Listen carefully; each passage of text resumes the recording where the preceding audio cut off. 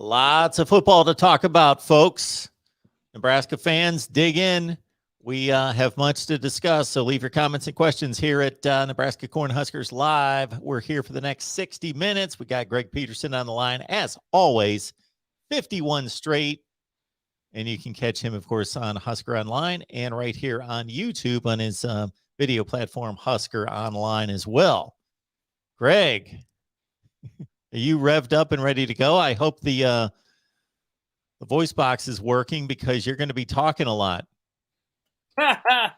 Yeah, I'm doing great, Mark. Absolutely. I got my coffee sitting right next to me, and we're pumped up, ready to rock. A lot of good things going on here in Huskerland, especially when you talk about the transfer portal. So, yeah, it's finally going good, and lots of things to talk about that are positive for a change.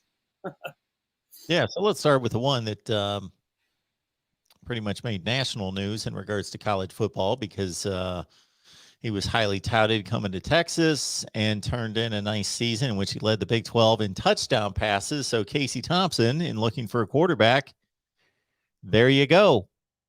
Well, yeah, and last Tuesday when we talked, a lot of that was about Casey Thompson and about the, while we were actually talking, he was here on his visit, his unofficial visit with his father, who and most people know that started at Oklahoma, and Charles Thompson, and him and Pops rolled around campus on Tuesday and Wednesday on their own self-guided tour, as you may call it. Any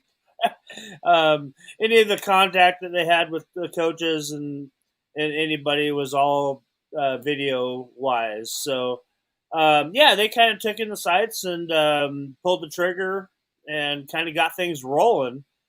And Nebraska, that was the news that I think lifted the whole weight off of Husker Football Nation with the departure of Adrian Martinez. That now you brought in a proven guy that led the Big 12, like you said. He led the Big 12 in touchdowns last year, and obviously has experience at a high level, and a mature guy, and has some ties with Scott Frost back in the recruiting process when it all started. And it's a home run. And it's so cool too to have. Who could ever claim that he wasn't even a part of it? He's not even a part of it yet, really. Winter conditioning just started yesterday, but his dad played in Oklahoma and played against Nebraska in big games and rivalry games. And then he played at Texas, who he didn't play against Nebraska when he was at Texas, but obviously we know that, Nebraska doesn't like Texas very much and vice versa. But that's a cool dynamic, I think, when you can have those three teams, three of the blue bloods in college football when it all comes down to it, that you have ties to all three of them right now in a very, very historic way.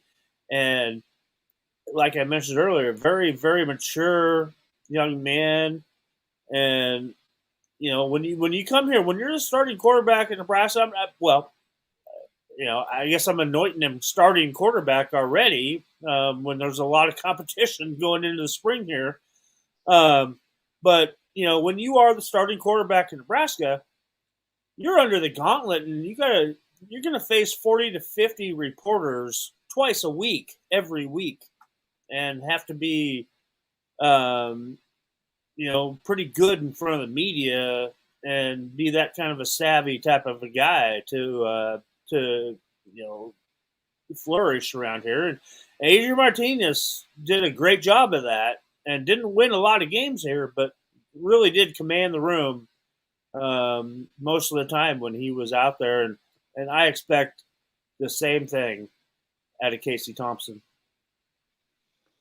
Yeah, we talked about him last week, and my first impression was from his performance at the Alamo Bowl against Colorado.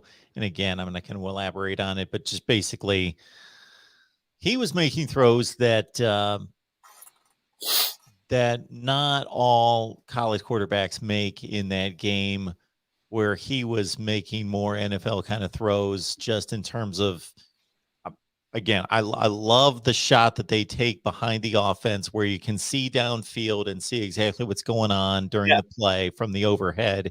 And you absolutely. could see, it always amazes me watching on Sunday when a quarterback has that ball. He's made a decision to throw it. It's coming out of his hand. And you think, at that point, how does he see what's going to develop? Not just with his own guys. He knows where his guys are going to a certain extent, although they're even reading coverages and breaking off routes and doing stuff.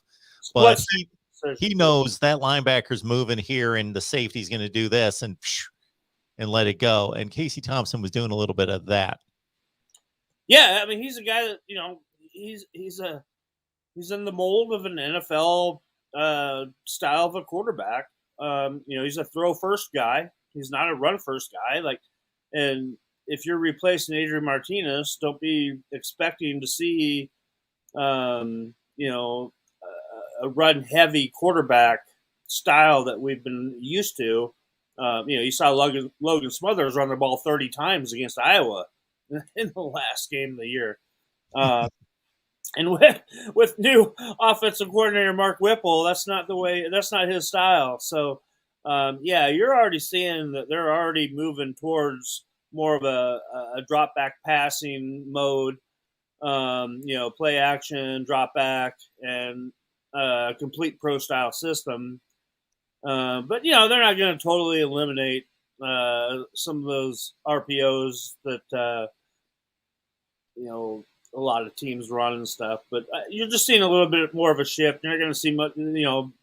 Nebraska threw in a lot of those option plays a lot this year, and I don't expect you to see too much more of that going on because, like we talked about before Mark Whipple was hired under Scott Frost, and that we all kind of considered that they need to kind of change up what they're doing, and what Coach Frost had been doing at Oregon and Central Florida just wasn't working in the Big 12, and now you kind of see that movement towards that, especially in that quarterback room, and not just with Casey Thompson, but what else has gone on since Casey Thompson committing to Nebraska and being here on campus this week. First question we've got coming in here. We've got an answer as of a couple hours ago. So Tavi's asking about a running back position and getting that solved through the transfer portal. But we've got news coming in here from Husker Online. Texas A&M transfer running back Deandre Johnson has committed to Nebraska. Yeah, that was much earlier today. That actually happened, I want to say, around noon or so. Deandre Jackson, running back from Texas A&M running back that didn't get a lot of carries there, but if you look at that running back stable that Texas A&M had there too, you see what he was running behind. But very talented young man, a guy out of Georgia that actually Nebraska was very high on and recruited heavily when he was coming out in the 2020 class. Sean Beckton, tight ends coach Sean Beckton, Nebraska, he owns the state of Georgia. He's more well known than anybody, I think, coming out of that state as a highly respected coach. And he was heavily in on Deandre, and he chose to go to Texas A&M, and it didn't work out there, and he went out there in the transfer portal, and this happened really fast for Nebraska too. You weren't really expecting this one to come through the pipe, but they had their running back. They had a running back in there because you lost your two running back commits that you had from the 2020 class already that just left this year, and Savion Morrison and Marvin Scott. So. Boom, they got one of them back right there, just like that. A guy that's had ties to the program, and it just goes to show you that in this day and age, when you're recruiting a kid at high school and you develop a relationship with him and he ends up going to another school, you don't cut off that relationship with that player, because look what happens. Boom. All of a sudden things aren't working out at that school. And, hey, that coach there that really liked me a lot in this program, they need running backs. So yeah, it adds another piece to the puzzle in that running back room. And I wouldn't be surprised to see them add another running back when Coach Frost and decides on his new running back coach, which is the last position coach that they need to fill right now. And there's two names that have been mentioned and that have been interviewed that we know that they're high on, and we'll kind of see what's going forward. Since just yesterday or Sunday, they finally made it official and filled that special teams coordinator slot there with Bill Bush, who's very familiar with that, and also another LSU tie-in right there. So, running back spot, and I won't even let you even jump in there yet, because we haven't even talked about the wide receiver spot yet either, which has happened. We mentioned last Tuesday. I talked to you about it. I told you about it. That there was something in the works there with a guy that was in the transfer portal, a big name that was in the transfer portal, and it was pretty much a done deal. It was just an academic little thing that they were waiting to shore up. And Tuesday night after we got off the air,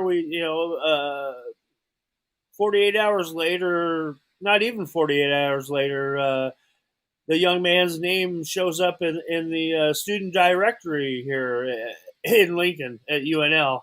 And so it's already a done deal at that point. And we're talking about Trey Palmer, former 5-star, number 2 ranked player in the country in 2018 by Rivals.com.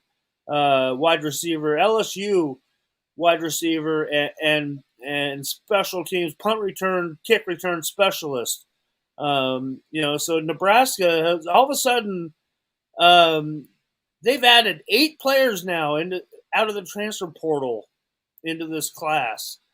And you're adding some high profile recruits that went to other schools. And this is a Mickey Joseph. And we talked about this last week, that I told you Mickey Joseph had a guy there that was ready to come from Baton Rouge, and that makes 2 of them, along with Dakotas Crawford. So you got 2 wide receivers out of LSU, and on top of that, like we just talked about with Bill Bush being hired as the special teams coordinator. Look at what Nebraska has done. They have completely overhauled their special teams. They brought in a new scholarship punter. They brought in a new scholarship kicker. They brought in now a punt return, kick return specialist. They brought in a long snapper. Okay, they have totally overhauled what they're doing on special teams, and obviously it's been a big problem here for the last several years since Scott Frost got here, and they've totally addressed those needs as well. So look at what they've added across the board. Besides the special teams, the skill players that you're adding in there, a quarterback, and we still haven't even got to talk about what else is going on in the quarterback room yet either. So it's just fantastic what's going on right now, and this week is a huge recruiting weekend, because the dead period ends here on Thursday, and you've got official visitors coming in, and you got a lot of transfer portal guys coming in here on visits here, and I'm looking for Nebraska to add a couple more of them this weekend to make it round out 10 spot right now on transfer portals coming into Nebraska. Yeah, Trey Palmer caught 30 passes for LSU last year. He had been on campus for the previous couple seasons and had limited action, but stepped into the lineup this year. And again, 30 catches, 3 touchdowns. Toby, we love you. Invite your friends, invite your family, invite your liberal coworkers to Tuesday night. Are you ready for some Mark and Greg? You better be. Political tendencies aside, And whoever drink- you are, come on in and talk football. Football is the eternal conversation piece. Anybody can talk about it. Everyone's invited. There we go. I was gonna say, just drink whatever color Kool-Aid you want to. Just join us and enjoy. Tons of people asking about Deandre Johnson, which DeAndre Jackson. There's a DeAndre Johnson out there, but DeAndre Jackson, and Greg just gave you the lowdown there. Yeah, I mean, you know, a guy that, you know, like we just talked about, that Sean Beckton had recruited out of the 2020 class anyway, very heavily, and a guy that was down to, you know, Nebraska was one of his top choices, but he chose A&M. But, you know, right now too, and when you lost those two guys that we just talked about in the transfer portal with Marvin Scott and Savion Morrison, but now you have, you know, DeAndre Jackson coming in, and you got Emmon Johnson as well, the high school 3-star commit coming out of Minnesota. So you've replaced the two guys that you lost already coming in here for spring football. So that's what happens right now in this day and age with the transfer portal the way it is. And you know what, Mark? I don't know if you looked at the numbers lately or not, but the last time I just looked, there's 650 guys sitting there in the transfer portal right now that don't have a school to go play at in this upcoming season. I know, it's crazy. Yeah, it is crazy. Yeah. We do an Iowa show every Tuesday right before this one, and our guy Corey over there. Well, we had Corey on here, and you were on over there talking to Corey during the. He just can't believe that Iowa can't go out and get a quarterback. He wants them to so badly get a quarterback, and he sees these quarterbacks going all over the place. He was the one trying to drop that Adrian Martinez thing to you, wasn't he? Yes. Iowa looking at it, and you asked me about it. I'm like, what? No. Iowa, for as good as they were 109th in pass efficiency. They can't throw the ball, and their quarterbacks haven't delivered. So you see all these quarterbacks going all over the place. Why would they want Adrian Martinez then? I mean, he just wants to run, right? No, I'm kidding.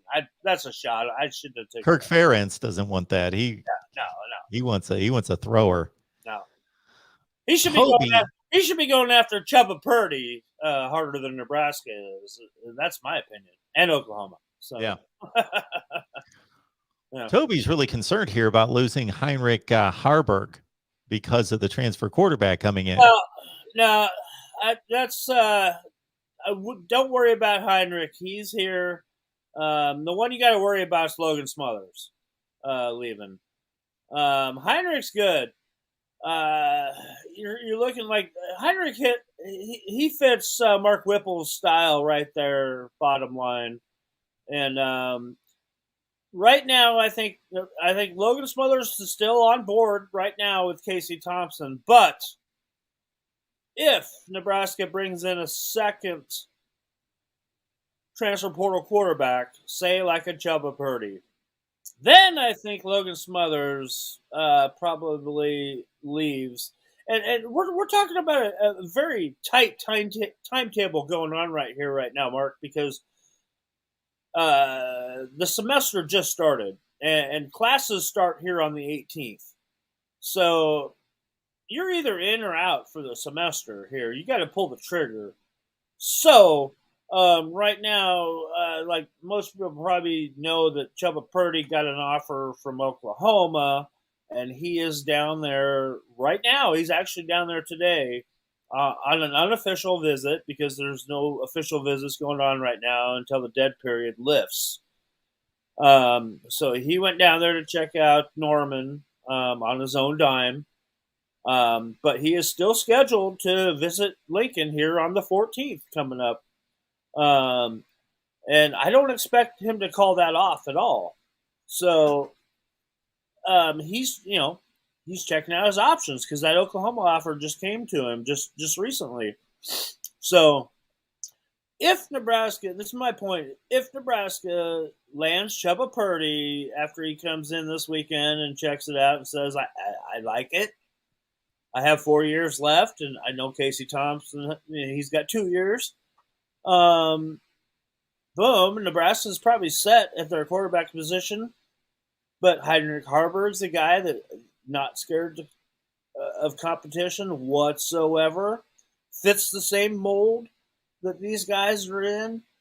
I don't expect him to go anywhere. And so we'll just open up this whole quarterback room discussion right now because I've kind of been wanting to do this anyway. And this was a perfect time for that question to happen. So what we know right now, okay, obviously Casey Thompson is in. Now, a name we haven't even mentioned that is on scholarship, which is a baseball commit. His name is Mikey Pauley. He's an incoming freshman out of Kansas City. And he signed to play baseball here at Nebraska. And he's a high-ranked 3-star dual-threat quarterback.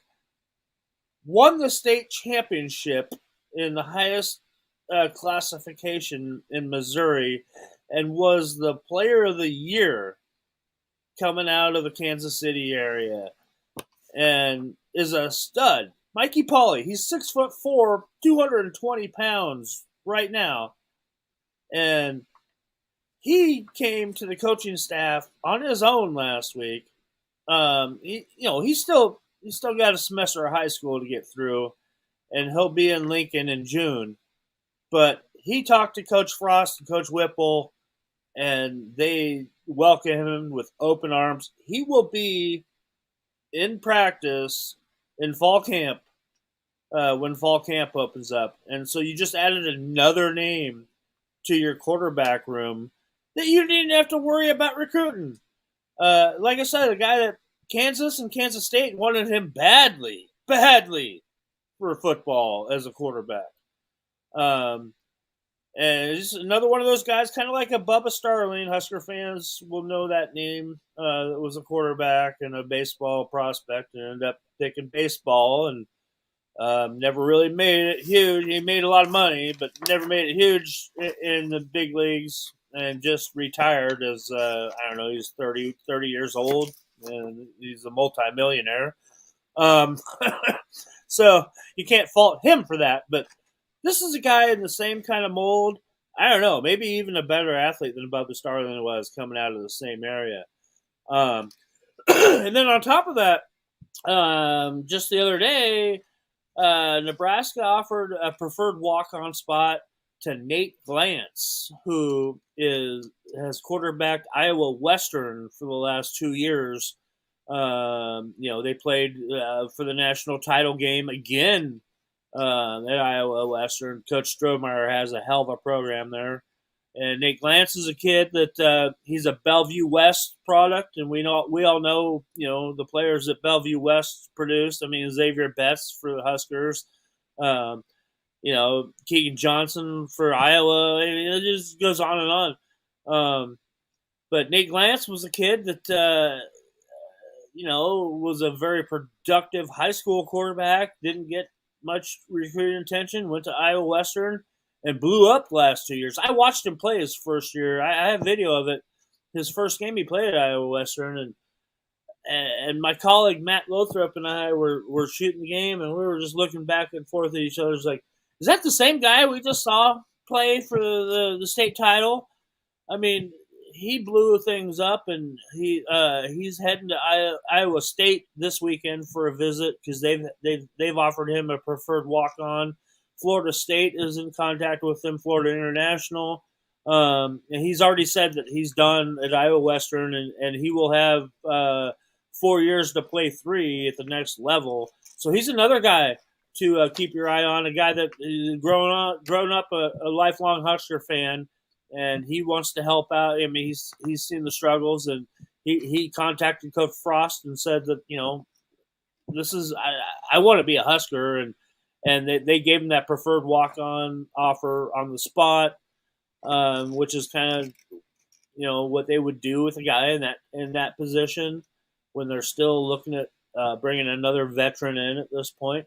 So right now we've already filled. This was a quarterback room last week that we were looking at was pretty bleak. And also, freshman Richard Torres is now here on campus and ready to enroll in classes too.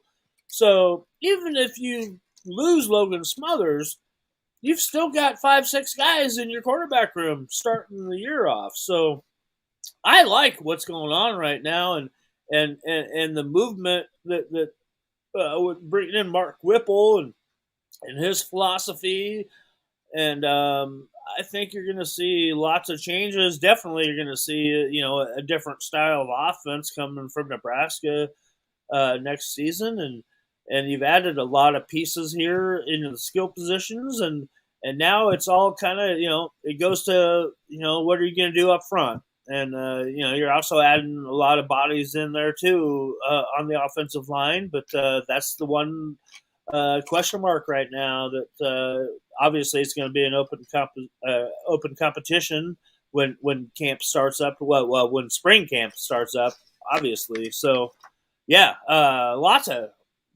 different parts going on here offensively for Nebraska. A complete overhaul than what Husker fans have been used to seeing here last couple of years. Now, most of Torres's last high school football season was taken away due to injury. Is he going to be ready to roll? I was at that game when he got hurt. So is he going to be ready to roll, do you think, by spring practice? Yeah, he's an ACL, and he's all signs point to him being ready to go. I mean, because it didn't look that bad to me. Obviously, I'm not a doctor. My wife is, but I am not. And I mean, he limped off. Didn't look like it was that horrible of an injury. We didn't think he was going to miss any more games after it happened. But then as the game, the second half progressed, and as they worked on him on the sideline, you could kind of tell it got a little bit worse. And actually, I didn't even do a video interview with him after the game because I kind of felt for him. I didn't want to put him into that situation.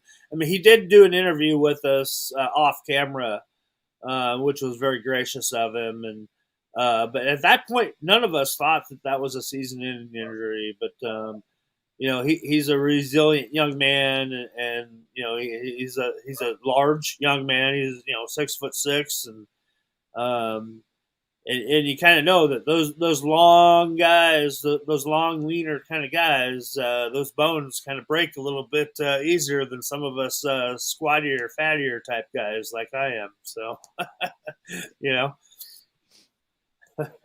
We got Fox on here. Greg, I guess I'll take this question, and you can correct me if I'm wrong, if I'm understanding this correctly. He says, hey, Mark, do they adjust the recruiting rankings after the portal? Well, there are two different things here. Those are two entirely different things. So if you're talking about individual player rankings, those are locked in once National Signing Day hits and the player's career is over and the recruiting period's over.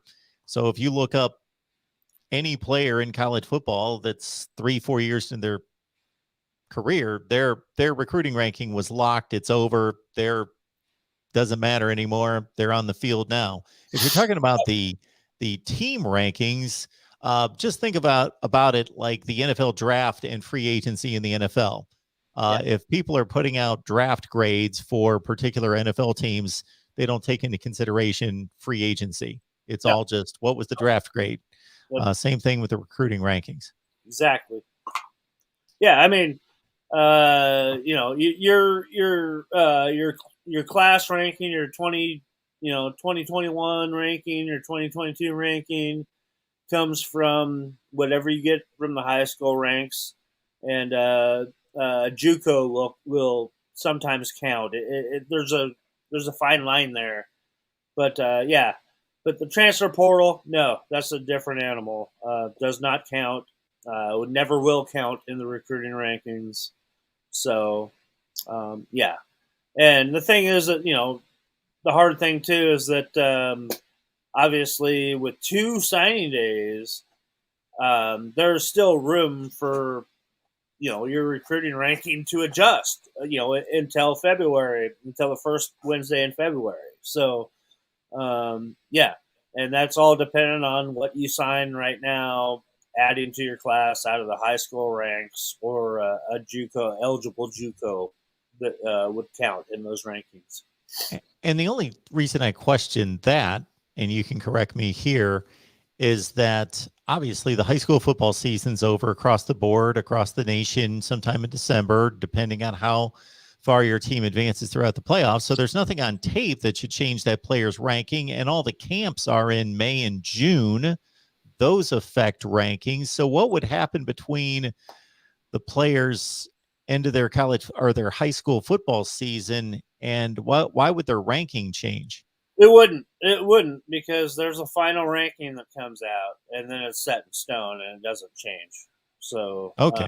yeah, that when that final, whatever class you're talking about, the 2018 class, that final ranking comes out, which is usually right there, right after that last signing day there in February. So, your final ranking would come out then. So, yeah. We've got And your player ranking. I think you were talking more about the player rankings, yes. which already would have ended by the end of any All-Star game play. There would be no more change in any kind of rankings. Say like we just saw here on Saturday, the All-American Bowl down in San Antonio. You have that, and then you have the All-American game, the Under Armour game. After all those All-Star games are said and done, which is right about now, there will be no more change in any player's personal ranking. Got about 110 on the line. Appreciate you being here at Huskers Live. Greg and I are here every Tuesday night with you, 6 Central Time. For 51 consecutive weeks, we've been doing this. So I guess technically the next show would be our 1-year anniversary, although we did knock out about 10 or 12, and then we took a bit of a gap and came back. But whatever, however you do the math, 52 shows, 52 weeks, 1 year of Nebraska football. So we appreciate Craig being here because he makes it all work here every Tuesday night. So bring in your family and friends, other people that love college football, not just Nebraska, but of course, Nebraska fans first and foremost, but anybody who loves college football, jump on in and join the conversation. And there's a lot of ways you can contribute here. Of course, we appreciate the comments. Please hit the like button. YouTube likes it. It's not to massage our egos. It's because YouTube responds to the like button. And so let's say that there's 1,000 people watch a video and they got 500 likes. YouTube is going to push that video much more than a video that's got 1,000 views and 10 likes. It's just the way they've set it up.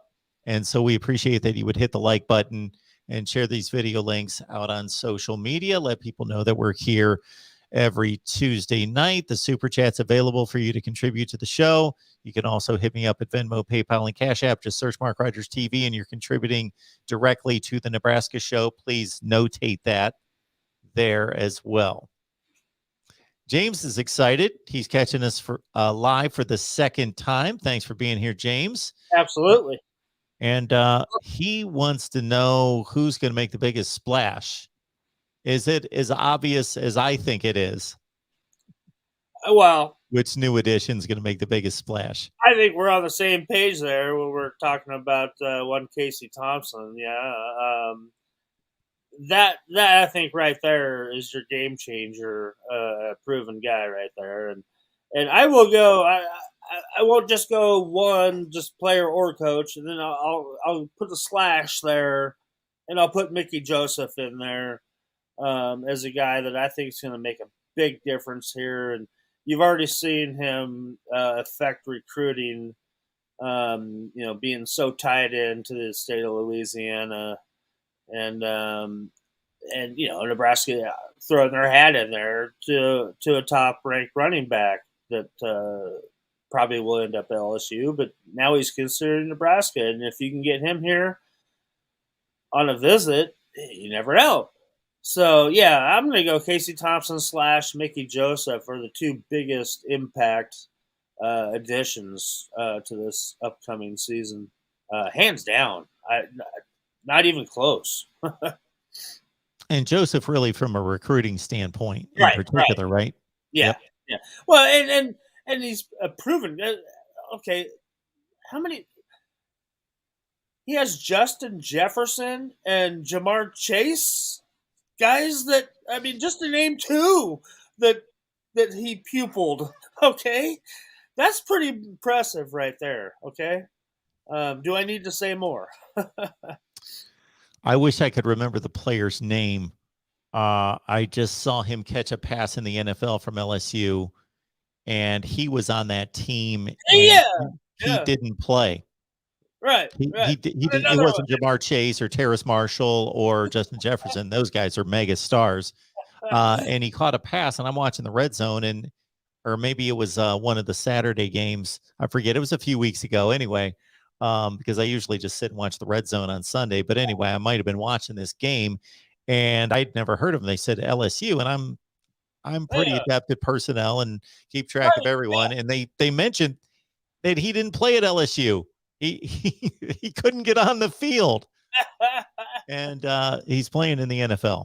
Yeah, yeah. So Crazy, it just crazy. tells you how loaded that stuff was, and you know what? I haven't, besides just one press conference, I haven't been around Mickey, and I haven't been able to watch him coach, which is what I'm really excited to see because you know there was a coach here at Nebraska a few years ago by the name of Keith Williams, who, in my opinion, is the best wide receivers coach there is out there, and he's currently with the Baltimore Ravens. Um, yeah, this is his first year with the Ravens, and he had stuck it out here in Lincoln, and he's trained so many high-profile name receivers. It's not even funny, and he had them coming into Lincoln here, and he's working them out on a high school field, and that's what I'm pointing at for Mickey Joseph because of the kind of guys that he has put into the NFL, and that's I want to see what he does at a coaching just to watch him, interact with his guys and running through drills and stuff because Keith Williams was so much fun to watch do that and such a knowledgeable guy, and that's what I'm hoping that Mickey Joseph brings to the table, and that's what I expect him to bring. Toby is bringing up a point about the transfer portal. So I'm leaning on you a little bit here, Greg. In terms of, I don't think the players are really risking anything, are they? If they go into the portal, they've not committed themselves to transferring. They're just in the portal. They can go back to their own school. Are they really risking anything? Because Toby's saying basically And these kids are crazy, risking their scholarship going into the transfer portal. no, opposite. You put your name in there, you've burned your bridge at that school. We saw Phil Darius Payne is the only Nebraska player that has entered the portal and come back. So it does not happen very much. What So is that? Because these other it's, players got a hey, you know what? You just turned your back on your brothers. Okay, that's pretty hard to say. Hey, I don't want to be here anymore. I'm going to go somewhere else. And then you all of a sudden find out that the grass isn't that much greener out there in the portal, and you want to come back. That door is pretty much shut. That's just the way it is. If you've never played football before and been a part of a brotherhood and a family that a football team is, you don't turn your back on your brothers like that. You're not welcome back. You really aren't. So you make that decision. That's pretty much a done deal when it happens. And I don't think I need to explain that much more. Besides of I mean, if you come back and you're accepted back, do you think you're accepted back with open arms? No, I don't think so. I think there's guys that are going to be looking at you and thinking, hey, you gave up on us already once, brother. You do it again, there's going to be hell to pay. So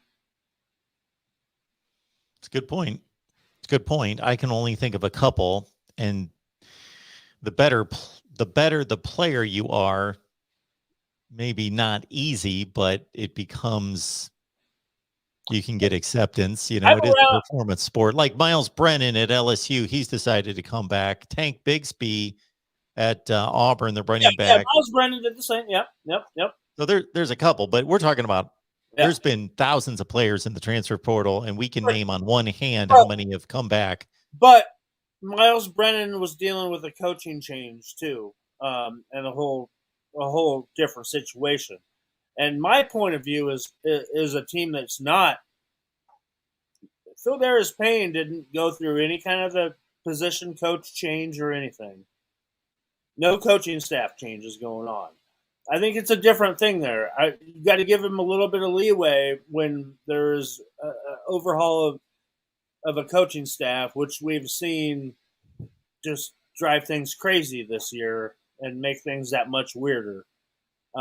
So yeah, like Miles Brennan, I give him a pass on my point on turning your back on your brothers. Yeah. So Nolan, I don't know if you heard this, Greg, but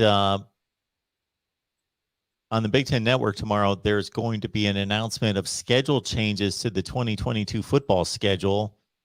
And I think somebody tweeted out, there are going to be changes to the 2022 Big Ten schedule.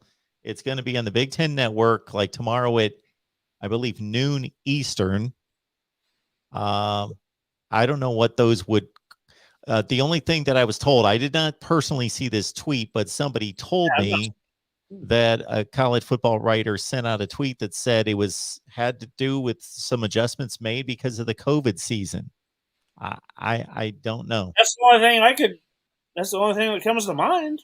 I mean, and now that alarms me. I wonder if that affects Nebraska's game with Northwestern in Ireland to kick things off. I wouldn't think that they would do a full-blown show and just to talk about one game that got changed. I don't know. Well, that also might just be a Big Ten Network thing, just trying to run some content. I don't know. I'm looking at story links right now. Big Ten to announce revised 2022 conference football schedule on Wednesday. I don't know. I don't know what they're going to revise. Yeah, that's bizarre. Because I mean, I was listening to people talking about the Nebraska schedule earlier today, and how actually nice it falls for Nebraska for a change when you don't have a run of having to go against a bunch of big boys and those big games that you do have, you have a bye week in between them. And so, yeah, I'm very curious to see I'm going to have to tune into this. This is my guess. This is just a throw it at the wall guess that obviously the COVID season not only played with the conference schedule, it played with the non-conference schedule. I wonder if there have been a number of non-conference games that got wiped out. I know, for example, Ohio State was supposed to go to Oregon as the first of the two before Oregon played there. And so a lot of those games got wiped out. I wonder if instead of having those be one-offs, that the conference kind of collected them all together and worked through those to kind of accommodate the conference schedule. I don't know. It's just a thought. I just wonder if they're going to just announce like different protocols or something as well. I don't know. Yeah, that could be. That could be. Who knows? I would think that it would be too far away to announce protocols already. Yeah. I don't know, but why would you be revising the schedule at this point either? I don't know. Another thing for Kevin Warren to get chewed on about. Like, who was Nebraska's big non-conference opponent that year? Oklahoma. Was that okay? I thought so. Yeah. So the way things stand right now, they missed having Oklahoma show up at Lincoln, right? No, that's this coming year. Okay, so they just pushed both games back? No. I don't understand your question. The So COVID year? so in 2020, nobody in the Big Ten played an out-of-conference game. Right. Yeah. Who was Nebraska's big out-of-conference opponent that got wiped out? Oh no, who was that? That's a good question. Does anybody know that in the chat? It wasn't that. It wasn't a huge name, I don't think. Okay. Because we'd all been waiting for the Oklahoma coming up. I'm sure they were playing a Power 5. They were playing somebody. Yeah, and I'm drawing a blank on who that was. Let's see. I should probably look. I mean, I got a computer right in front of me. I should look it up. Central Michigan, South Dakota State, Cincinnati. Oh, yeah, Cincinnati. Wow. So that wasn't a home and home. Probably it was probably just a one-off. That was a one-off. Yeah. That's right. It was Cincinnati, and that's right when they were getting good too. Wow. Yep. So we'll find out what the deal is there. Yeah, that's news to me. I hadn't seen that, and I'm not trolling around Twitter today, so that's not what I do anyway. But yeah, I wouldn't have known, except we had to move our Ohio State show because our Ohio State guys needed to be on to watch that. Yeah. It's a big show when Navy Thomas shows up. Yeah, boy. I'm wearing my fatigues today too for him. Nice. Yeah.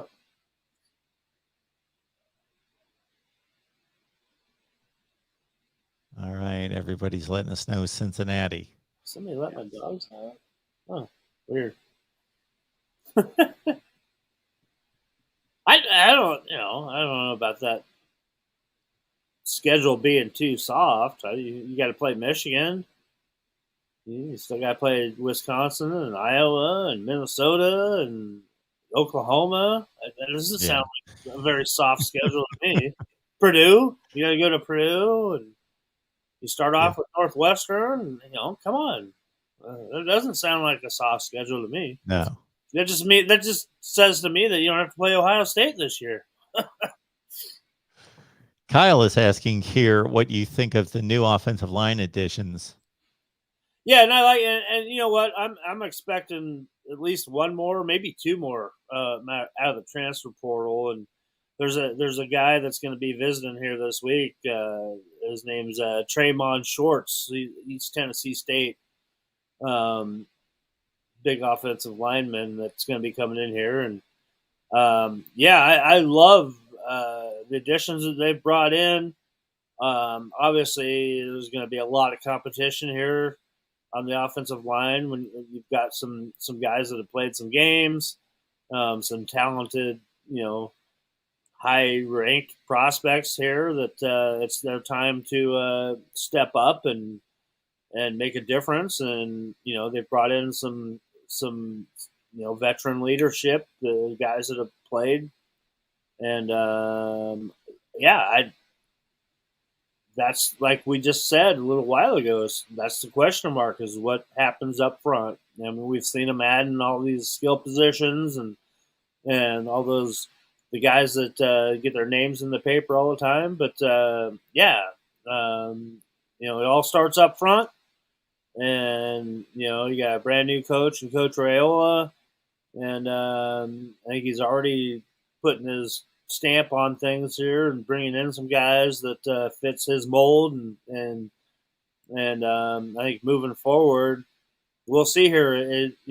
When spring ball starts, and obviously I think all eyes are going to be on that offensive line, besides the ones that are on Casey Thompson. But that's what we're going to see, and I expect it to be a full on competition, and all spots are up for grabs, and you got to find a new center to replace Cam Jurgens.